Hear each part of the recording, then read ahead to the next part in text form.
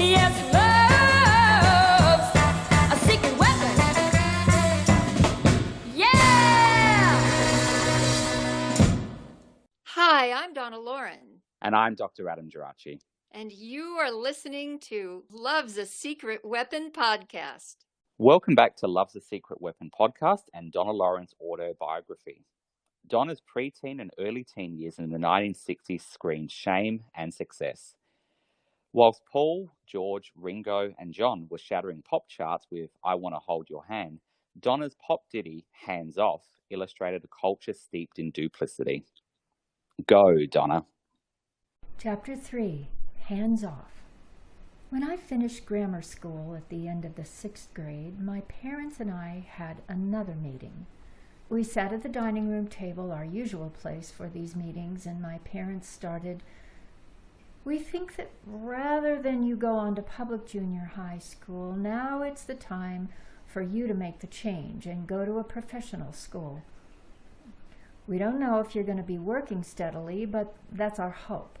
So you'll be in the right place if you have to take days off and do your required school subjects at a studio."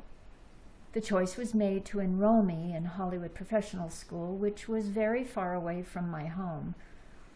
I normally woke up super early anyway at 4:30 or 5, but now the pressure was on to take the daily journey to Hollywood.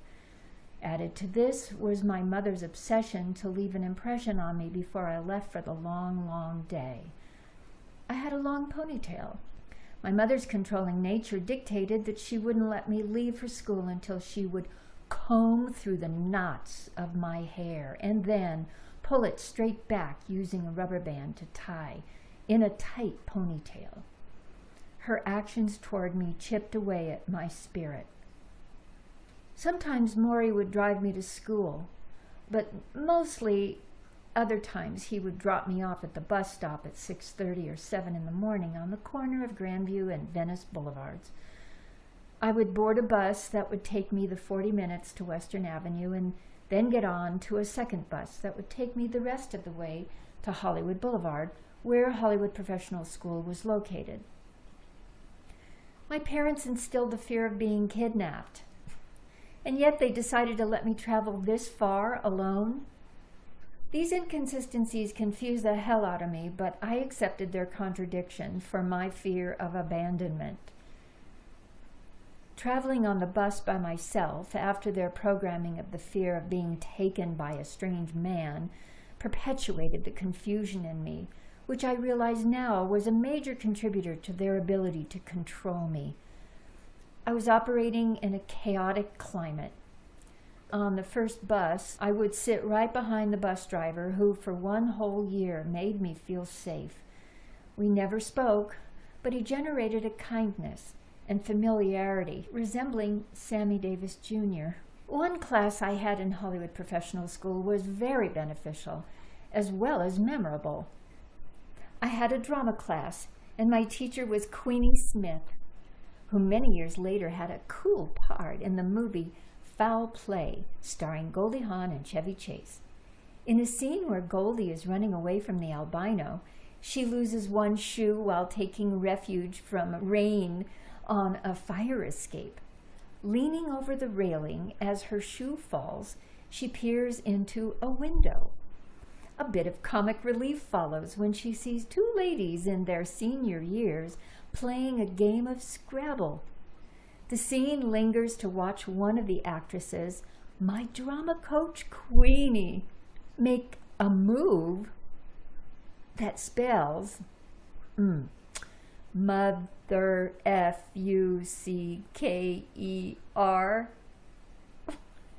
which won her the game. I learned a great deal about myself in Queenie Smith's class. She had us reading Strasberg for acting methods. I remember an exercise of pretending to be blind. At night, I would practice closing my eyes and trying to walk about without bumping into any objects. The method taught how to heighten other senses when one is missing. A great example of this was how Patty Duke portrayed Helen Keller in The Miracle Worker. One day in class, All the students were asked to improvise a sketch, and when it came to my turn, I nervously stood in front of my classmates and began my improvisation with how it felt to be in a dentist's chair.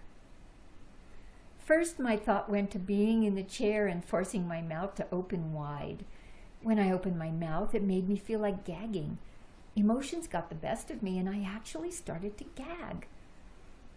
I was recalling the white knuckle experiences since around age 7, having fillings with no Novocaine. My classmates applauded, being led by Queenie herself. What I came away with was a boost in confidence that I might be able to act. I was always recording or performing and regularly attended auditions, but there was a bit of a void for a while after the Mickey Mouse Club. It's that awkward age from 11 or 12 for anybody. My feet were bigger than my legs and my face was starting to change. My hair was really long. I remember my favorite song to sing was In Between by Judy Garland. I'm too old for toys and too young for boys. I'm just an in-between. I was dying to wear a bra, the littlest tiny bra, just anything that would make me feel grown up. I had my first period. My mother hadn't prepared me, and neither school nor anybody I knew had ever talked about it. I thought that I was bleeding to death and locked myself in the bathroom, waiting for it to stop. When it didn't, finally, I told my mother. The exception to this somewhat of a lull in my career was a small part in Playhouse 90, written by Rod Serling and starring Charles Laughton and Robert Redford. My ethnic appearance won me the role of a refugee in the Warsaw Ghetto. I was also booked to sing at a dance held at a Mormon temple. All the kids there were my age. The temple's rule was all girls wear white dresses. I had started to learn to sew on a sewing machine, which actually provided a more creative sensibility for me. I began with a fitted bodice and a big full gathered skirt to a little below my knees, petticoats, and then spaghetti straps.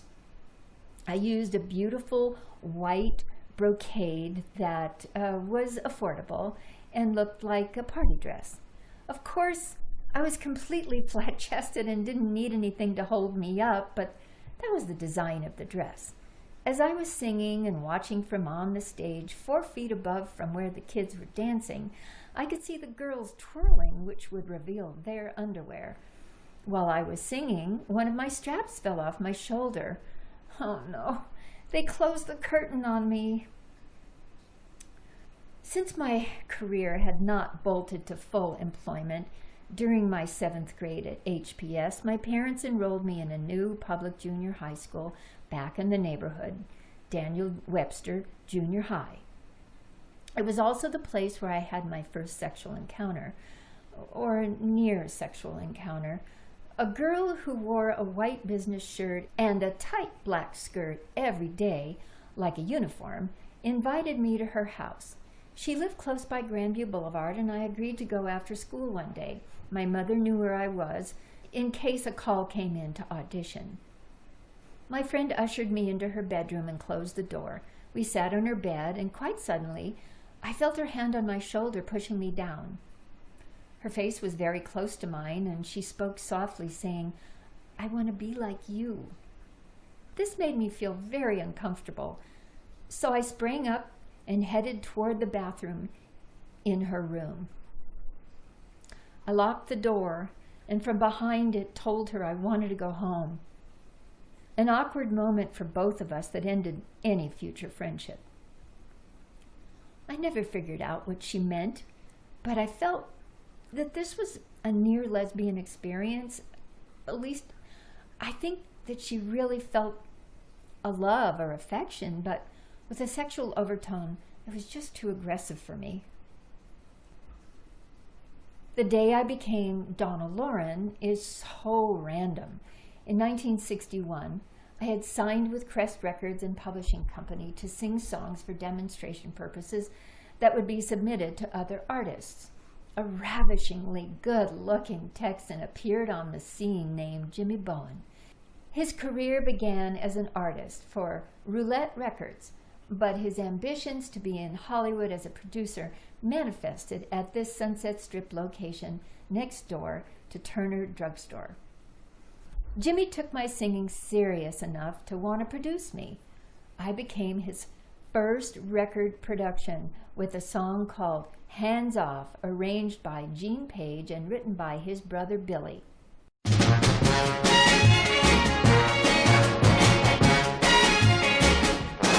Hands off, don't touch, 'cause I could learn to care too much. Now even if you catch my eyes staring at you, oh, don't do what they're begging you to, you just to keep away from my heart. Hands off, hands off, stop there, because your lies might get you somewhere. And then I'd be another broken heart on your list. Oh, so don't do what you usually do, you just to keep away from my heart. Hands off. Another Crest artist, Glen Campbell, played guitar on this rather elaborate arrangement. Glen also wrote the flip side, I'm So Lonely, with Jerry Naylor. The session was with Jimmy and the Wrecking Crew, a group of studio musicians that everybody who was anybody used at Gold Star Studios. Glen on guitar, Carol Kay on bass, Hal Blaine on drums. This was the A-list for studio musicians and the team I became very familiar with in the studio. Also on staff at Crest was Jerry Naylor, who replaced Buddy Holly in the Crickets after his tragic death. Comedian Frank Gorshin, later the Riddler on Batman, and Johnny Rivers, who sang the iconic song Secret Agent Man, written by P.F. Sloan, who, by the way, was my husband's best friend. And this song became Johnny Rivers' biggest hit in the mid-60s. Jimmy and Glen loved the outcome of the session and wanted to release it on the label. It was then that I became Donna Loren. Jimmy decided that Donna Zucker, which had become Donna D and even Barbie Ames in my early recordings, must finally be changed for his production of Hands Off. How common it was for actors and performers to transform themselves by changing their names, and for me this change was welcome. As Jimmy was telling a story of his wife, a dancer on the Jackie Gleason show, he picked up a telephone directory. Randomly flipping through the pages, he stopped and said in his southern drawl, "How does Donna Loren sound to you?" "Pretty good," I replied, and my parents agreed. Jimmy included me in this significant decision, and it stuck. He really tapped into my rebellious side, and at 14, I felt more empowered than ever before. My dad insisted that I never cut my hair, proclaiming that I could not sing with short hair. Oh, the fear that he was trying to instill backfired. I'll show him, I thought, and locked myself in the bathroom with a pair of scissors and cut. 3 inches long, all around, sort of jagged, a pixie cut. Of course, my dad was horrified, but the ambition within him and my mother superseded their obsession. My communication was so poor with my parents anyway that I felt this act of rebellion at 14 years of age was completely appropriate. And you know what? It was the only time I ever acted that way, till much later. And this first act of defiance was empowering, but the thought that cut through me like a knife and shocked my nervous system was that success would only come to me through this triumvirate. I had been indoctrinated with the idea that, quote, "You'll never be anything without us," unquote. It's not easy overcoming a concept like this. To be honest, my parents were buried and in their graves when finally I felt a release from that bondage, somewhat. There was airplay and distribution for Hands Off. I promoted it locally, the usual way of hitting the road with my family, and first stop Bakersfield, Fresno, Sacramento, Modesto. They were always receptive to me. I wish I could remember the radio station's call letters, but it wasn't until we arrived in San Francisco that I recall KYA, which was the #1 radio station and whose DJs generously gave me some spins. Nationally, a radio station in Boston picked it up and then banned it for being too suggestive. Boston and I have serious issues. In my senior year at Daniel Webster Junior High School, my record hands-off seemed to have another scandalous effect.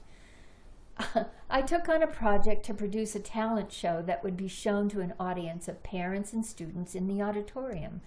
It was a semester-long project searching for those who would participate from the student body. After the selections were made, rehearsals began. The school let us use the auditorium after hours. Everyone, the talent, parents, and faculty were enthusiastic about this ambitious endeavor, so when the day came to perform, the auditorium started filling up.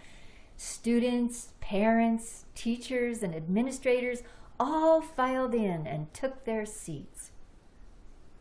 Each student performed their special talent, everything from playing an electric guitar, along with a famous hit record, to reciting the Gettysburg Address.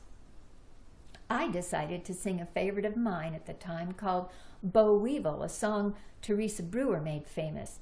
My costume was a pair of cut-off jeans, shorts, checkered shirt, and a cowboy hat. We managed to get a bale of hay for a prop. After the cast took their final bows, I alone remained on stage to do an encore. I stayed in my Bow Weevil costume and entered center stage where a microphone was awaiting me. The sounds of a 45 RPM vinyl began spinning over the speakers of the auditorium. I started by clapping to the rhythm of the record, and I began to sing. Hands off, don't touch, 'cause I could learn to care too much. Now even if you catch my eyes staring at you, oh, don't do what they're begging you to, you just to keep away from my heart. Hands off. At that moment, the very traditional curtains that hung from the rafters on this generously sized stage began closing. I wasn't allowed to finish my encore, nor was I given any appreciation for the talent show.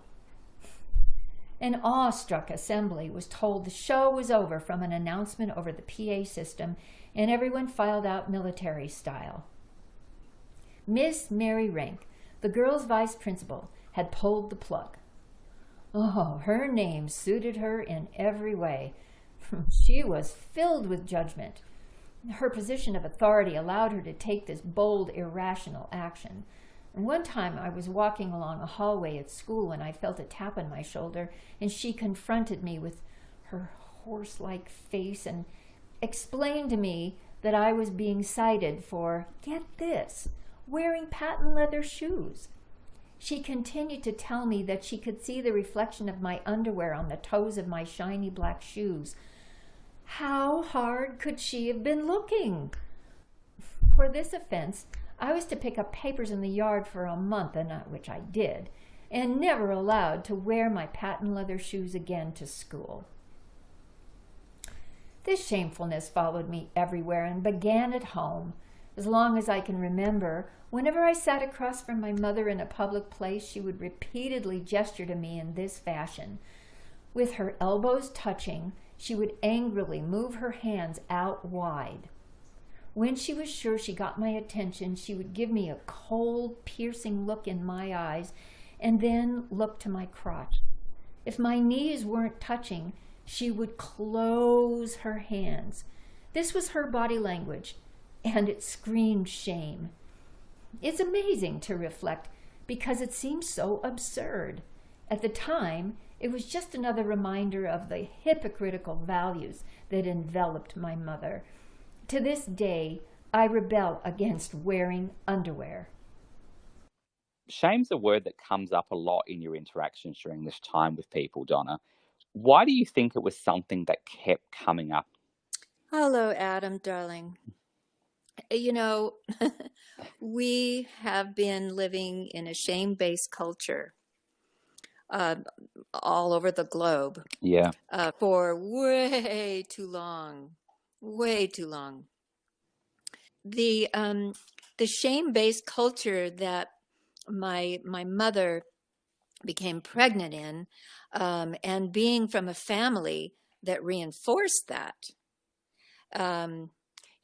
not just her side, but my biological father's side, and I was kind of sandwiched in between. I feel that even early, maybe the very beginning, maybe the moment of conception or very nearly thereafter, I started feeling my mother's feelings of shame. Yeah. Inside the womb, swimming around. I didn't have my snorkel on. I didn't have my resuscitator. I didn't have my angels there. I just decided, okay, it's time to come in for, this experience. And then when I popped out and the actual rejection, manifested, that just permeated, my life, and, and was totally supported by a shame-based culture. And so another aspect of it, though, that I'd like to bring up, for sure, and this is a bit on the metaphysical side. There's another aspect to this earthly, emotion of shame and resentment, bitterness, rejection, those sort of things that some of us come in, maybe many of us come in as light workers. And the source of light, i.e. life, life force, was actually proven.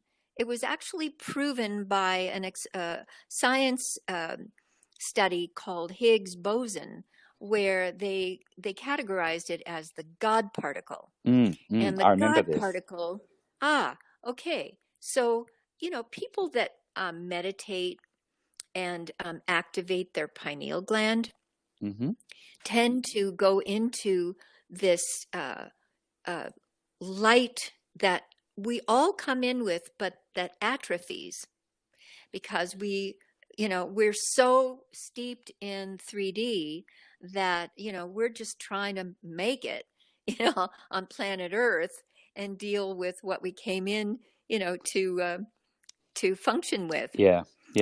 And but the light that's in us, when it's activated, number one, physically, it stimulates the immune system. So as the immune system consists of your pineal gland, your thyroid, your thymus, your lymph glands, your adrenals, all the glands, right? And when your glands are all activated, your immune system is functioning optimally, and you seem to live a quite happy life because you're healthy, you have lots of energy. That's what light does. And some of us who come in as light workers are here to promote light and to project light, such as performers, being on a stage and, sharing their light with the audience. Athletes, I mean, it could traverse all fields and within all roles in a family. It's about recognizing it. And I always knew that there was something that was guiding me. Yeah. And as a light worker, talking about, being deposited at Uncle Don's farm for, when I was 2 years old, and that went on for a few years. And I basically had to, function on my own. Yeah. Well, I could see the beauty in so much, And through the light that shined on everything, brought it to life, and I wasn't lonely. I wasn't afraid. Whereas in my family, where it was very shame-based, that duality set in. And the duality was fear. Light is love, and fear, I would say, / shame and all the other things that go along with fear. Is dark. And I kind of wonder when you talk about that, your mother, that darkness, if we want to call it that, or that sort of opposite, even at that moment where we talked about in an earlier episode where the moment of conception, she had very mixed emotions in that situation. She obviously wanted to be with this man, but at the same time, there was the shame of the time and what she was doing, outside of wedlock and so on. And do you think that kind of then, I guess, manifested into the relationship that you had with her, and it's kind of really demonstrated towards the end of the reading you did, where she does that movement with her arms and her elbows to sort of show you to, basically, close your legs when you're sitting down, that kind of shame-based approach to this. Yes, I mean, her body language was was projected onto me that, if she thought that I was doing something wrong, in other words, let's take it away from even shame. But, when you come into this life and you're discovering who you are, you would really, I'm sure you can relate to this. You slowly, gradually, or maybe suddenly realize, well, wait a minute, this is who I am. This is what fills me with joy. And, but are you in an environment that supports that? Yeah. And, I think that's something you and I have in common, that as we're discovering, our power is dimmed. The light is dimmed by the actions of others, and you're living in that environment, which creates a feeling of survival.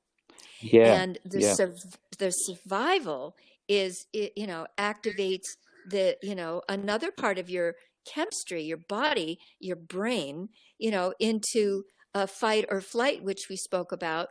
And, it's always on. But if you have the awareness, you can have that dual awareness that you're really trying to be on Earth with human beings in 3D,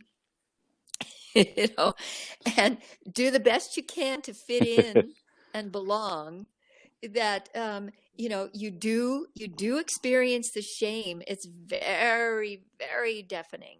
And you do understand that the light that you have has been put on dim, so that, they can deal with you. If you're too powerful for them, they can't control you.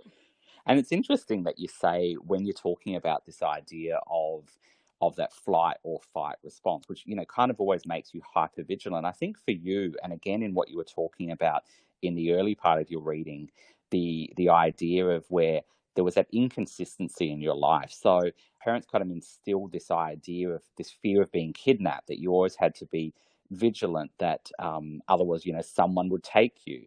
But then it's like, hey, I guess we'll let you ride the bus to school by yourself at a young age. I remember you've told me before, your parents put bars on your bedroom, windows. Kind of, they put bars on the windows. Do you want to explain how it actually looked? You had some bars on one of the windows, but what happened with the rest of it? Again, let's go back to fear. I am so sure that, their source of control was instilling fear in me.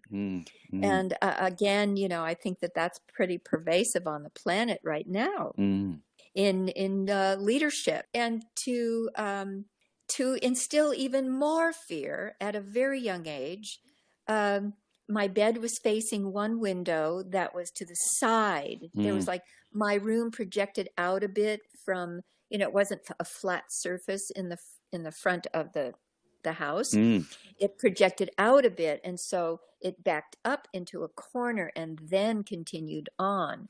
And in that little niche is where a window was that they decided to put bars on. And they explained to me, and I don't know, I was 5, 6, 7 years old, They're explaining to me that, oh, well, they'll come in through this window. Right. But they won't come in through the other one. Not the other one that faces the street that has a thin window shade that, everyone that the cars and the neighbors, they when your light is on, they can see every action you take. Yeah. And that's the environment that I lived in. But again, this light in me, transported me. And so, usually I was kind of tucked away in my room before dark, except in the winter when it turns dark so early. Yeah. But I remember by 7 o'clock, I was tucked away in my room, and, and they went about their business doing their thing. Yeah. And I had enough light in my room, but as the shadows started coming, that wall that was adjacent to the window with the bars, I would hold my hands up and make finger puppets. I was going to say, I thought you'd see the shadows of the bars on the wall, and that sort of just contributes to that fear. Yeah. Actually, no, because that was part of, I don't know if it's truly a duality, but I had that consciousness of what they were implanting and who I really was. I wanted to experience life as a joy. And so I moved my perspective or perception away from the fear and went on to the wall and animated the wall with my hands. Do you think, because you're talking about having this innate sort of ability to find the light in that dark. And I think so much of what you're talking about with your parents was, their fear, and they were driven by fear. So they kind of instilled that fear in you, but also that inconsistency we were talking about. And we know that, of course, inconsistency, from parents leads to, children feeling, less safe. And I was reading a study on actually parenting styles to sort of talk a little bit about that by some researchers in Australia, Catherine Giddens and Caroline Hunt. And they were drawing on some very well-known conceptualizations of parenting styles. There were some researchers, Diana Baumrind and Brian Barber particularly, spoke about different parenting styles. And what sort of comes up in a range of this research is the idea that, in inducing, shame in a child, or inducing fear, or even withholding affection, is actually a parental control, strategy. Do you find that to sort of resonate with what you were experiencing at that time? Completely. Yeah. I mean, I always felt like I was on a short leash. And that, not in those days, obviously, because when you're a child, you just want to be loved. Yeah. And you want to belong. Yeah. You want to fit in. You want to be liked.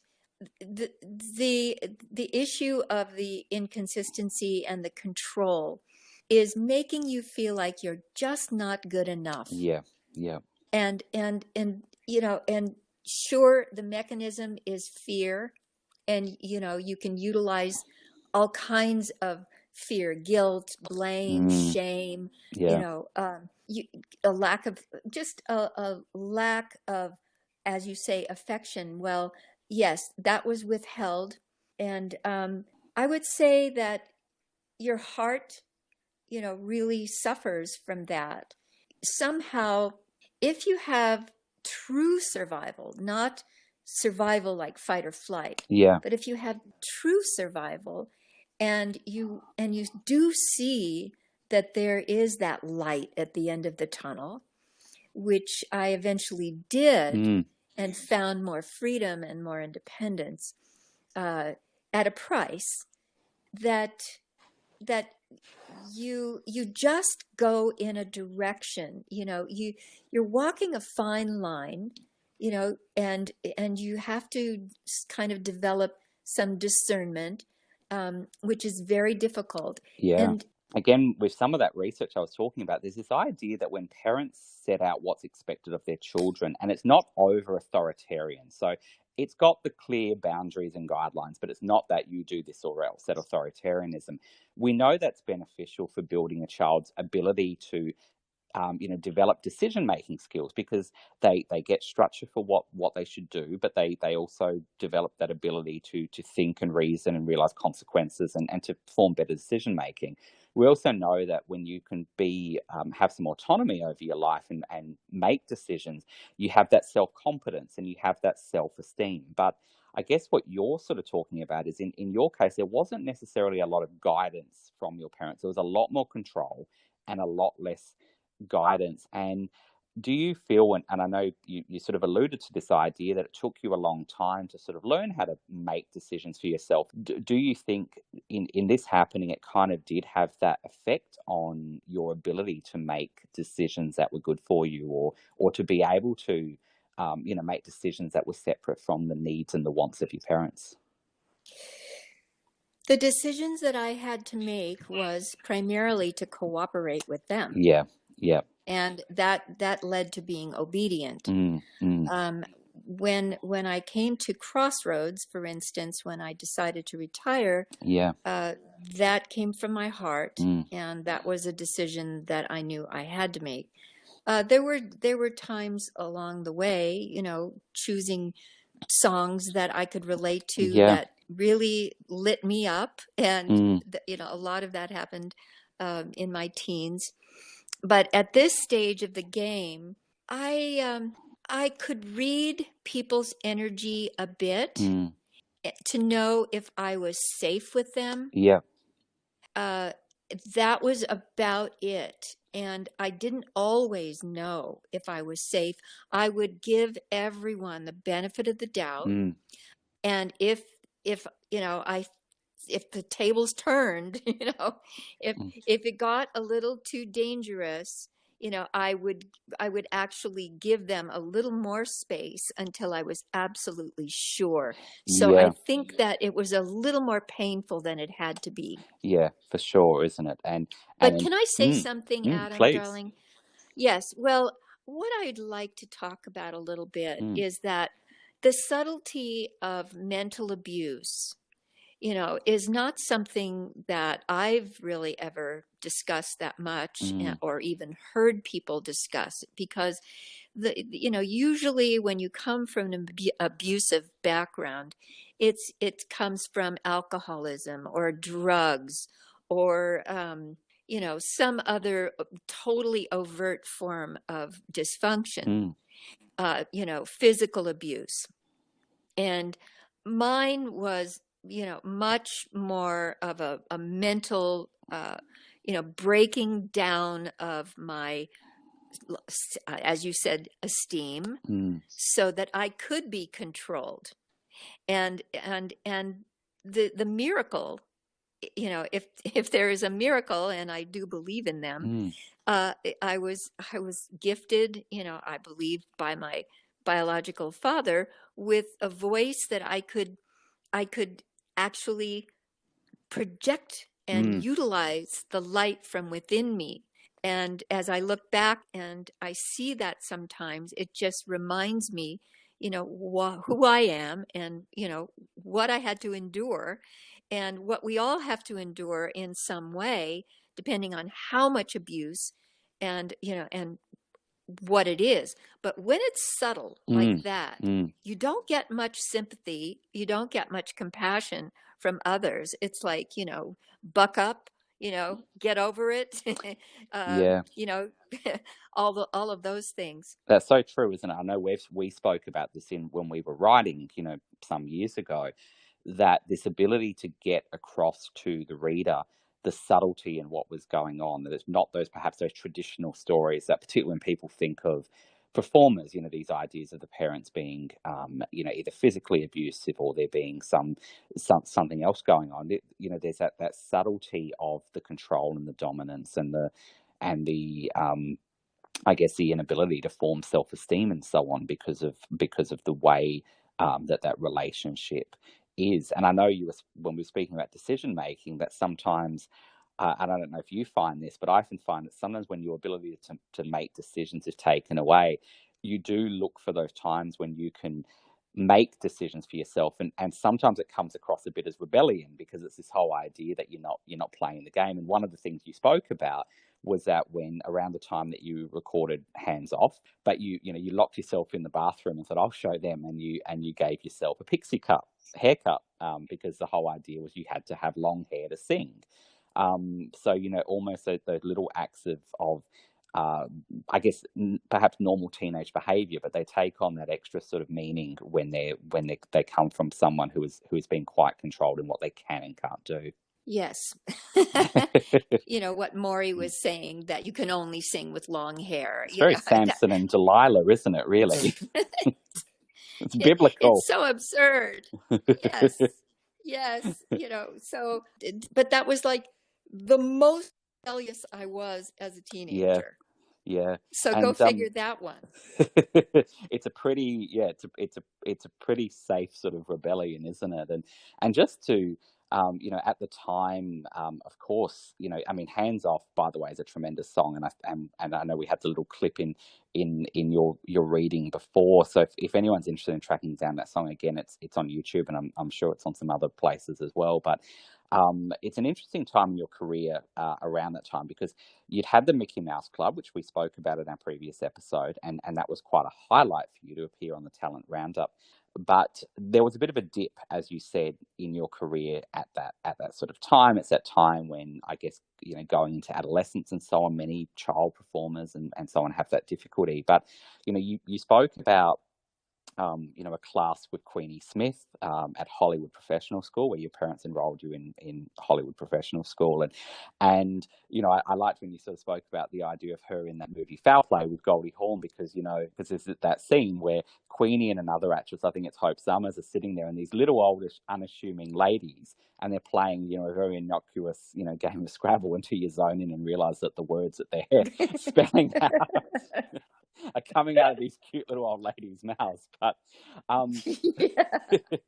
it's interesting that, just to talk a little bit about, Queenie and Hollywood Professional School, that was that kind of the most training you kind of got at that time? Like I know we've spoken about before the idea, like your father thinking you can only sing with long hair, that they kind of thought you had this innate talent, and so you didn't necessarily, need to nurture it with class or with, that sort of development. Was that very much the case for you?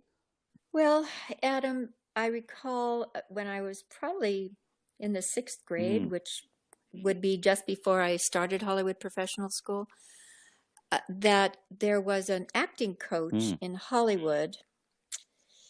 And gosh, I can't really remember his name. Was that, I'm trying to think, was it John Marley, or am I thinking of someone else? Oh, thank you. Yes. And every time I drive by the Hollywood Bowl, I remember that his studio was right along that way. I recall, going to his studio several times and him teaching me how to fall correctly. So fall onto the ground? Yes. I just want to clarify that one. Yes. And that's really my only real memory. I don't recall anything about reading per se. Until I started Hollywood Professional School and entered Queenie Smith's class. And it was a room filled with, I guess, future career-oriented young people, my age, 12 years old. And she gave us Our Town to read. Yes, yeah. And that was incredible, to read that script and to be part of that. And, I'd sit in class and actually feel like, why didn't I do this sooner? This is really fun. Why was I learning things that didn't really, make too much sense to me? before, but that was part of it. But then having to do an improvisation and stand up in front of the class and actually let it all go. All of a sudden, whatever fear you have to stand up in front of a class, generally speaking, when your name is called, and then, it's like, all right, even if you feel prepared, usually your heart races a little bit. It's a You normal might reaction. have butterflies in your stomach, But what happened is when I stood there and I saw all these children who actually were very respectful of me, and Queenie, who sat down and was a part of them, allowed me to go into a space of my own. And so when I was standing there, I was actually feeling the experience of being in a dentist chair, which was not a very pleasurable experience. And most people still find that to be the case. And, I have to go to a little side story, okay? Please. This was another contradiction.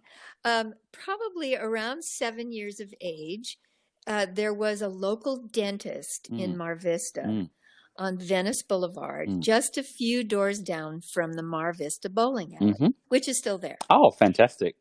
Yeah. And it's actually quite hip. They've gentrified it. Isn't that amazing that the real mid-century thing, the bowling alley, that complete symbol, it's good they've been able to move it with the times. That's fantastic. Yeah. So it's American graffiti all over again. Absolutely. And I had an appointment to go see the dentist. And once my mother took me for the first visit, each subsequent visit, I had to go myself. And I was like 7 years old. And here again, I really wasn't taught how to take care of my teeth. Yeah. And so even at 7 years of age, I needed a filling. Wow. And I recall the name of my dentist was Dr. Binstock, which I called Beanstalk. And when he smiled, he had these very short teeth, like tiny little teeth in the song Short People. By Randy Newman. And there were spaces between his teeth.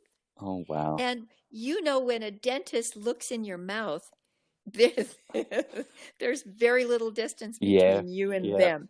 And when he got close to me and said, "Ah," I would start gripping arms of the chair. Oh, no. And then he would take the x-ray and tell me what I needed.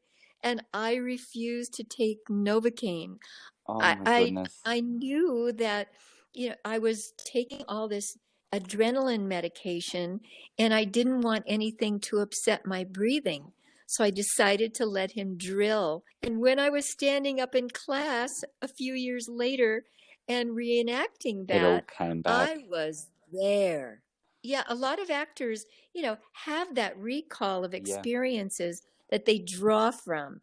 I never really thought of myself as an actress, but I enjoyed, that experience tremendously. Yeah, that's fantastic. And to be able to, draw on it with someone like, Queenie Smith, who was very, esteemed in the same way. And, a few of the people that you sort of spoke about when we were talking about, hands off, that you mentioned, Crest Records, American publishing company, you worked with some very, legendary wall of sound musicians, or who became later known as the Wrecking Crew. Carol Kay, Hal Blaine, some of those musicians from the Wrecking Crew were later on Shindig with you, Ray Pullman, Jim Horn, people like that. On your Beach Blanket Bingo album, a whole lot of those musicians played on that. People like Leon Russell and Tommy Tedesco and Carol again. Even a lot of your producers at Capitol, which was a few years after Crest, people like Steve Douglas and Al DeLore were members of that group, as well as being producers. I guess that was a long way of me giving a bit of a laundry list of how esteemed these people were. So, that must have been pretty cool to, work with a lot of them. But did you record Hands Off at Gold Star, or would that have been at Crest, at their office, their studio? It was at Gold Star. Crest was located on Sunset That's Boulevard, right, yeah. by Doheny, Mm. which was the corner where Turner Drugstore was. Yeah. And but Turner Drugstore is kind of the beginning of West Hollywood. Mm. And a little bit down the street is the Whiskey, and you know, it enters into Hollywood. Crest was a publishing company, so they had their written music files there, but they had no studio there. Right. Yeah. So you know, Glen Campbell and Jimmy Bowen and Johnny Rivers and Frank Gorshin, who was doing comedy albums, you know, would assemble there, assemble on Sunset. Quite often, actually, there was a club between Crest, where Crest was located, and Turner Drugstore, and that was Pat something, the hypnotist. was the featured artist there. But at any rate, Gold Star was not far away from that location down Sunset Boulevard. And I believe we have to corroborate that one. But but Gold Star was the go-to studio because of Phil Spector's Wall of Sound. Of course. And the studio itself is just where the Wrecking Crew made their magic. Yeah. Not that they didn't make their magic at Western and United and Sunset Sounds, and I believe those are the primary other studios in that time. But Gold Star was a medium-sized studio, just perfect for a small band, and you got your, you know, bass, drums, guitar, maybe two guitars, keyboard, and vocals. It could be a vocal, you know, main vocal, and could be a group.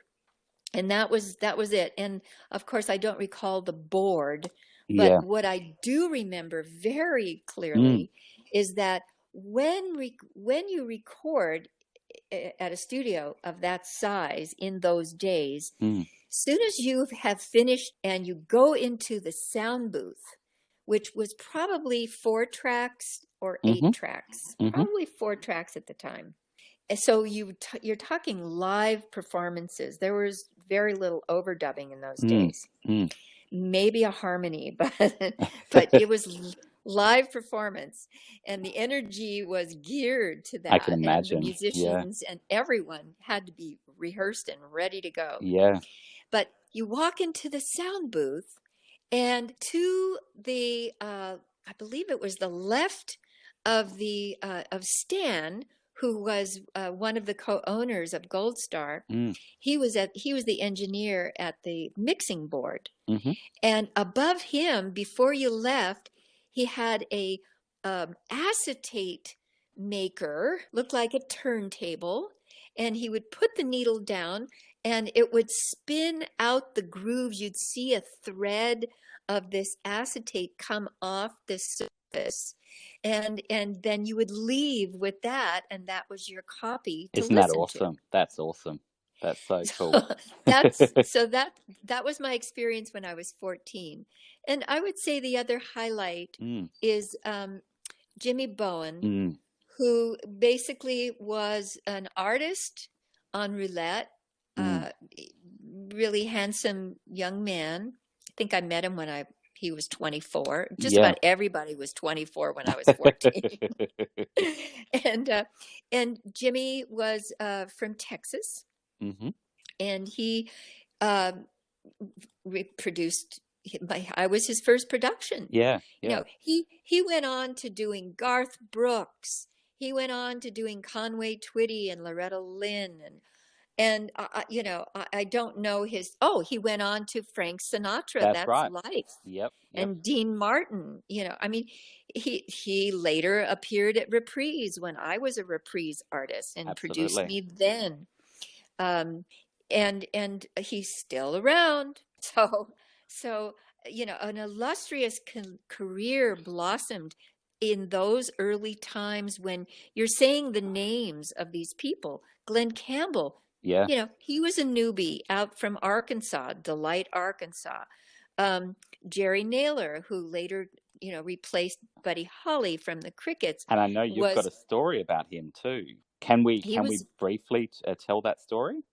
Could you please help me tell which one are you referring to? I actually have it because I don't think it made it into our manuscript, but we spoke about it. So I'll sort of in your own words that you knew Jerry Naylor back then, of course, and you were looking for a birthday gift for him, I guess in the 60s, and so you gave him a jade fidget stone. And when you spoke to him, probably a while back now, maybe 10 years ago, but when you spoke to him on the phone, he told you, and I'm reading what you sort of told me, he said, I hadn't thought about this for so long, but he said that he was dying to tell me that when he replaced Buddy Holly as the lead singer in the Crickets, he had put this jade stone in every pair of boots he wore for 38 world tours.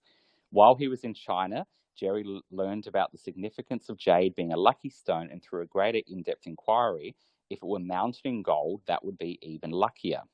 So the luckiest gold setting for jade for a man, he was told, was the claw of an eagle. So on his travels in Greece, Jerry took his stone to a jeweler and had it set in a golden eagle's claw. He said that after he stopped touring with the Crickets, he had it as a pendant on a charm around his neck to this day, as in when he spoke to you. So it was really interesting.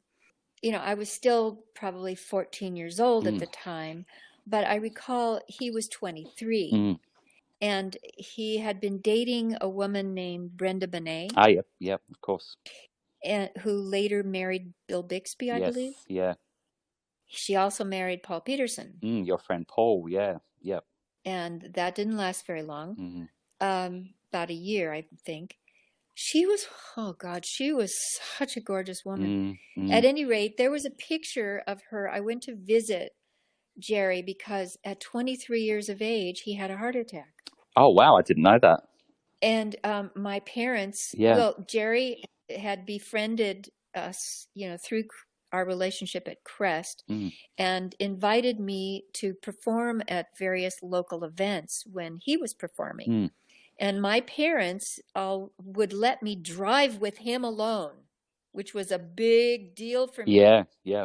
To have some autonomy from them. And, and he had a cute car. I don't recall exactly what it was, but I think it was a red convertible. Fantastic. and he, so that was my teenage liberation. Yeah.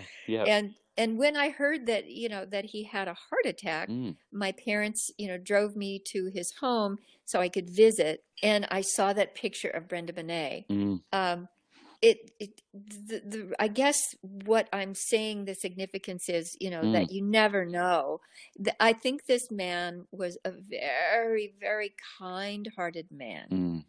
And being in the business that he was in, and also maybe his personal relationships, broke his heart enough for it to actually rather fragilely break. Yeah.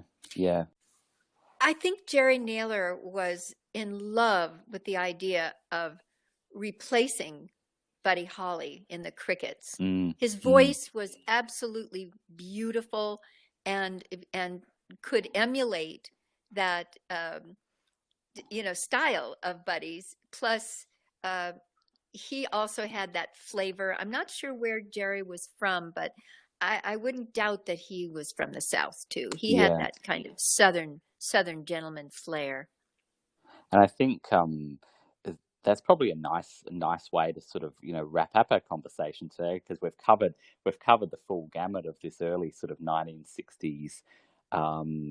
These people that were at the beginnings of careers or just forming them then, and sort of this idea that they all came together at this one, this publishing company, Crest Records, which is kind of cool. And I'm still thinking about that whole, that you get to take the little tape home at the little record or whatever you want to call it home after you've recorded live in the studio. That's a very cool image, I think, to leave our readers with. So, readers, what am I saying? Leave our listeners with. So, yes, but it's more or less. I mean, it's adjacent too. Well, you're reading for them. So, as always, it's been great to talk to you, and I hope everyone who's listening has enjoyed and will follow us on your favorite platform. We're pretty much on almost everything now, so on Apple and Spotify and Anchor and a whole range of other platforms. So, until next time.